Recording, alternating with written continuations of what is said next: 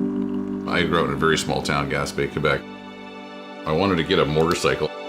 My dad finally cut a deal, whereas if I got $350, they'd get the rest. So I was like, okay, we gotta get $350, how are we gonna do it? I started mowing lawns. You know, you started off with the first guy and you did it cheaper, and the next guy did a little more expensive until you found where the market was. By the time June hit, I had my money, and he didn't want to pay his end. Anyway, my mother stepped in and we went and got that motorcycle. And that was my first kind of experience with it. We went out and found work and did it. It was actually quite remarkably easy to make money.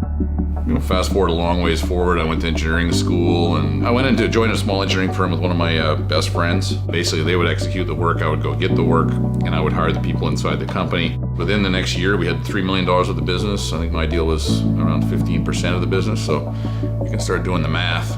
It was untenable because there was just too much money at stake. I was going to make too much money. All in one day, I'd lost that company.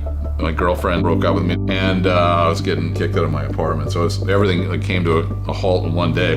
Friends of mine came and picked me up. They took me to get drunk. We were high in ecstasy, to be honest with you. And I saw this guy putting on this shirt with a clown on the back throwing up. And I was like, what the fuck is that? And like, oh, it's crazy, man. It's rings and ropes and lifting and running. It's insane, right? Shortly, I started doing it. Within a month, you know, my body completely transformed. My mind transformed. I was like, wow, there's something here. So, you know, I started personally training people at $5 an hour. Fast forward another 3 or 4 months, I was charging $50 an hour. We decided we were going to move into a gym. We opened this gym and we started into a group exercise model because that was what we were told to do. That's what everybody was kind of doing. We opened, and 6 months later, we were $72,000 in debt. That's how quickly it piled up.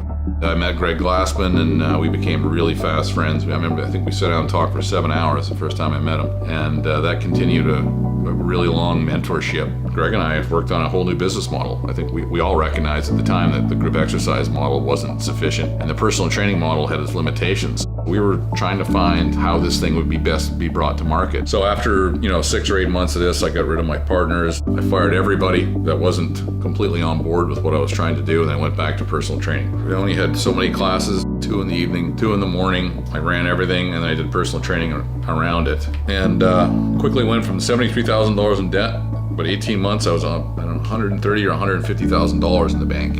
It took me about 3 years of that schedule before I just didn't want to get out of bed. And then I realized, oh, well, I got to start over again. So then I re-looked at the whole thing, and I realized you can't have split shifts. There was a balance there, how many clients I could really take and how many classes I could really run, how many PT sessions I could run. I just knew I had to do personal training first. I didn't learn how to be a really great personal trainer. There was no hope in the other way.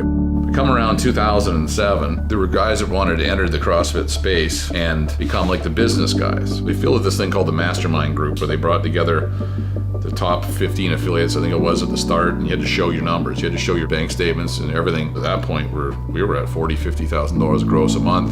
The next closest one was at 10. So we had dwarfed everybody with this model. I think it was 2008. Greg had brought me up to Prescott and said, okay, you know, you want to be the business guy? I think your numbers clearly show you're better than everybody else. We presented in Las Vegas. You know, I got up and did my thing, and then Greg put it on the internet and went wild. And I was inundated with calls.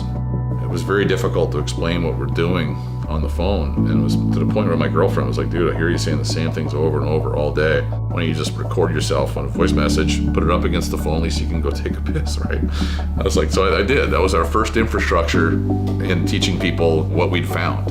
Luckily or unluckily, at the time it seemed it was terribly unlucky. The city of Vancouver came along to shut us down. And, you know, we had been in an industrial space and we hadn't had the proper permits, and that was all my fault, and I'd cut a corner. And the only way we could be in there is if we were a registered school.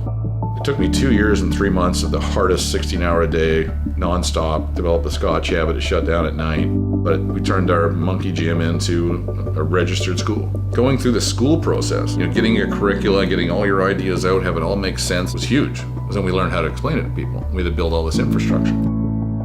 At that time, we actually had branded ourselves CrossFit.ca and CrossFit Vancouver and everything. And, you know, there were little gyms popping up everywhere with the same brand, and they were doing completely different things than I was doing. We were going outside and laying under a tree and having a good cry to myself, and I knew they were going on a different path than us. So, okay, now we got to start all over again. So, I mean, that's what precipitated us starting Madlab Group.